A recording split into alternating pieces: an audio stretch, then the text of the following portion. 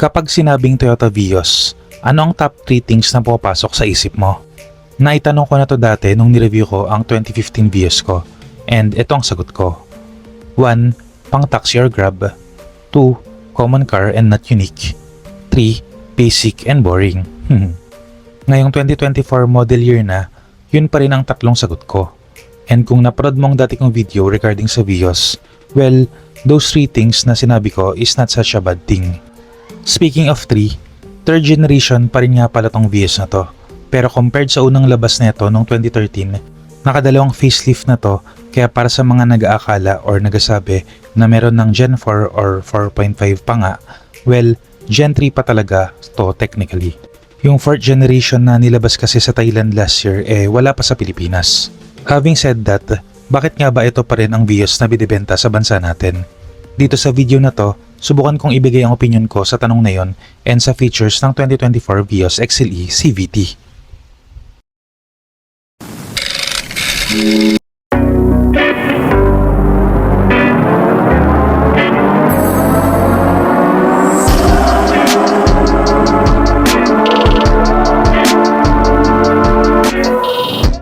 Before I go on, kung mahilig ka sa Philippine car news and reviews, I would appreciate it if you can consider giving a like on this video and subscribing to the channel.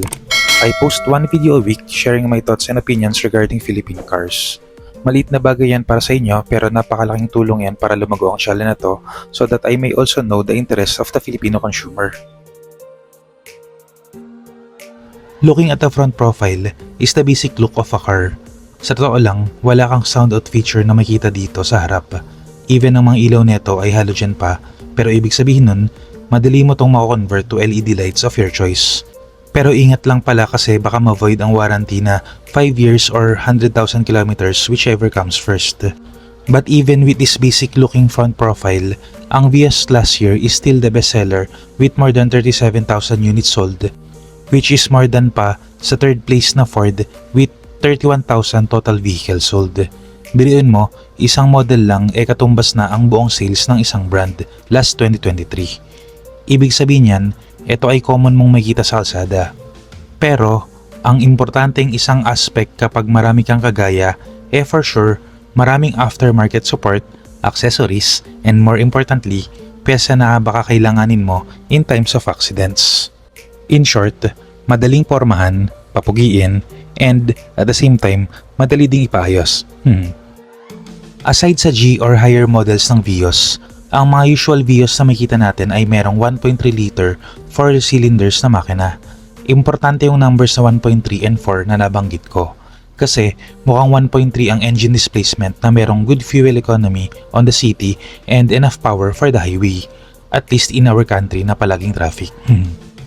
Then, yung 4 cylinders naman is an even number which gives more overall balance compared to the 3 cylinders na makita mo on Wigo or Reese Brothers ng Vios.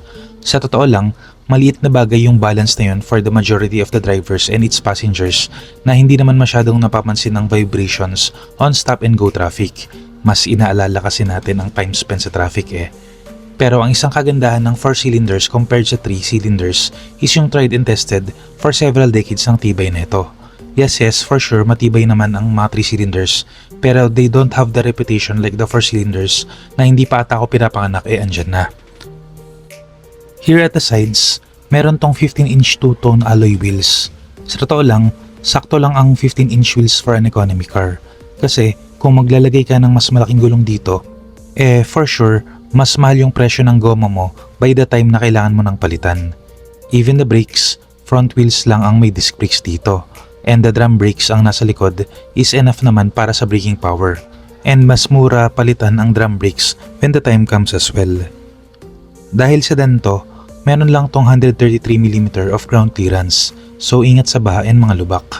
Pero dahil mas mababa to compared to other crossovers and SUVs, mas masarap kasi mas engaging to drive on highways and twisties compared to the other body types I've mentioned kasi wala siya masyadong body roll.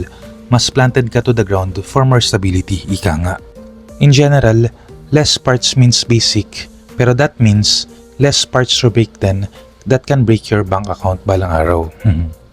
Here at the back, kung first time mong makita neto, That means kailangan mo nang lumabas ng bahay. Andyan pang virus pero kontrolado na yon for almost a couple of years na. Sa dami ng views sa kalsada, for sure naipit ka na sa traffic sa likod nito at one point in time. For the XLE models, I believe this is also halogen or bulb types, hindi pa LED in short. It is less visible yes during nighttime pero compared sa LED lights, at least hindi mo kailangang palitan ang buong assembly or bahay when the time comes. Pero honestly, tiwala ako sa mga stock lights ng Toyota. I had an 8-year-old Vios and currently have an 8-year-old Innova na never napalitan ang rear lights. What's good though sa mga Toyotas ngayon, nagiging basic features na rin ang rear sensors and rear camera, so hindi na ganun kahirap magpark. I had to peel off the plastic na nasa rear camera na itong showroom model, so in advance, it was a knee-jerk reaction. Pero in the end, I'm glad na nagiging basic safety feature na ang rear sensors and camera dito sa Pilipinas. Opening the trunk, this is what 326 liters of space looks like. I think isang balikbayan box lang ang kasya rito, pero kung ang mga maleta from international flights ang kailangan mo ikarga, I think yung baggages ng 2 balikbayan family members or friends natin will fit here. Ibang usapan na lang kung isang pamilya ang susunduin mo. Similarly, this is enough space at least for me and 3 more passengers for a weekend getaway. 4 people bali yun trust me, I tried before and enough na to. Ibang usapan na lang nga pala kung may wheelchairs for the elderly and stroller for the kids. Kasi bulky na yun. So best na magsukat and plan ahead ng mga bitbitin the night or day before you go on a trip. Yung spare tire nga pala neto is a full spare na din, which means kung ma-flat ka on any of the wheels, pwede mong magamit to to replace it, unlike yung iba na space saver or yung iba pa nga tire repair kit lang ang meron. Entering the rear seats, you will be greeted by the known hard plastic materials that Toyota is known for, at least dito sa bansa natin. This helps keep the cost down, pero these hard plastic materials are durable and easy to clean din naman. Which is good for owners na nagbabalak to keep their cars for a long time. Merong 4 speakers ang XLE model, 4 in each side of the doors, so at least sa perspective ng driver, gaya ko na hindi audiophile or yung mga hindi particular sa sounds, parang surround sound. Black and gray ang materials ng seats, and for sure, black ang seat cover na binibigay ng kasa pag-release ng mga Vios kasi utilitarian or kumbaga pangharabas looks na hindi dumihin. Para sa mga may selan sa katawan, andyan naman lagi ang option to add the leather seats. Pero I would think na ang buyers ng Vios are practical people na won't mind the cloth seats kasi at least hindi ganun kainit sa balat ang cloth seats unlike leather seats. Lalo at walang rear aircon vents dito. Not that kakailanganin ang rear aircon vents, enough naman ang cooling power ng aircon ng Vios, lalo na kung may magandang tin kang ilalagay. Entering the front seats, similar sa likod, basic and hard plastic materials ang makita natin dito, pero soft padded naman ng elbow rest kahit papano. On the left side controls, andyan ang power door locks and power windows as you expect. Stability control button na hayaan nating naka-on lagi kasi you need this most of the time. 4 lang ang speakers na ito which is also expected pero at least hindi tutunog lata like the old days. On the steering wheel are your controls for the 8-inch infotainment screen na meron ng Apple CarPlay and Android Auto, which is a really welcome tech feature for a quote-unquote basic car. For the transmission naman, meron na tong CVT which maximizes fuel efficiency, pero for sure, merong mga hindi matutuwa dito kasi hindi ganun ka-engaging ang hatak. Pero this is an economy car, wag maghanap ng arangkada. Meron ding mga nag-aalala na sirain daw ang mga CVT. To that I say, wag nang matakot, malayo na ang narating ng advancements ng mga CVT technology.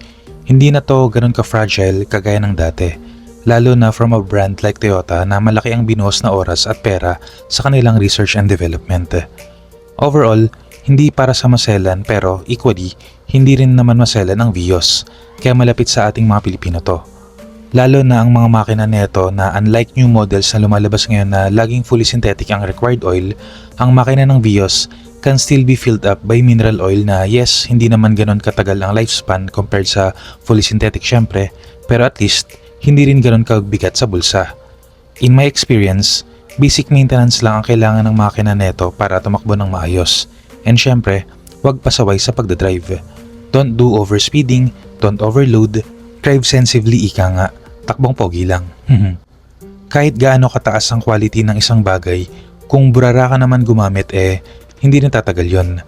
Gaya ng dati ko pang sinasabi, it will take care of you as long as you take care of it. Applicable yun sa lahat ng bagay and much more dito sa beloved Vios ng mga Pilipino. I must admit, compared sa mga dumarating na bagong car offerings lalo na from the Chinese car makers, milya-milya na ang mga lamang ng mga features na yun. Pero at the end of the day kasi, hindi naman lahat tayo ay kailangan yun at mas marami sa atin ang mas nagpe-prefer ng subok na tibay ng Vios. Inflation is a female dog. If you know, you know.